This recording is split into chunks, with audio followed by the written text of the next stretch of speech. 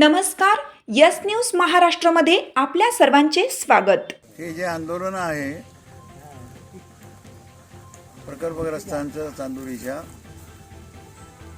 हे आंदोलन सुरू होऊन 78 दिवस झाल्यानंतर प्रश्न असा आला की आपण किती दिवस नुसतं आंदोलन करत बसणार.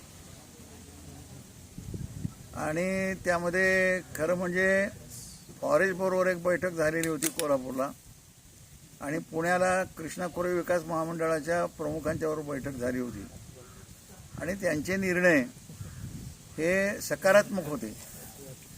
परंतु हे निर्णय ते मग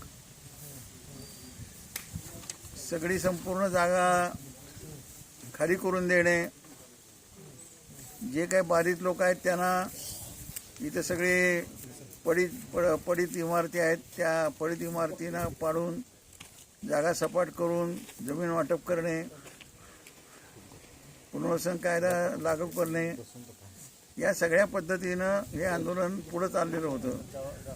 आणि पुण्याच्या महामंडळाच्या पातळीवर आणि इथल्या कोल्हापूरच्या प्रमुख जे वन्यजीवचे प्रमुख अधिकारी आहेत त्यांच्या पातळीवर हे आंदोलन यशस्वी झालं होतं. परंतु मंत्रालयातला शिक्कामोर्तब काही होत नव्हता, आणि पुण्याच्या मीटिंगचे प्रोसिडिंग सुद्धा आपल्याकडे येत नव्हते. तर अशा परिस्थितीमध्ये काहीतरी पुढचा टप्पा घेतल्याशिवाय आता गाडी पुढं सरकणार नाही असं जनतेचं मत पडलं. ते खरं पण होतं.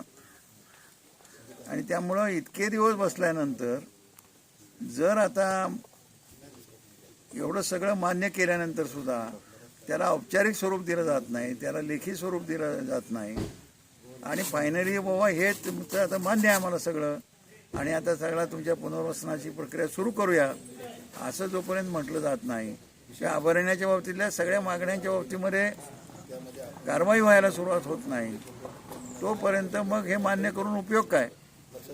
आणि म्हणून मग मंत्रालयातली जी बैठक आहे ती लागली पाहिजे. आणि मंत्रालयातली बैठक जर लवकर लागायची झाली तर एवढ्या दिवस जर असं नुसतं बसून राहून होत असेल तर याच्यापेक्षा पुढचा टप्पा घेतला पाहिजे.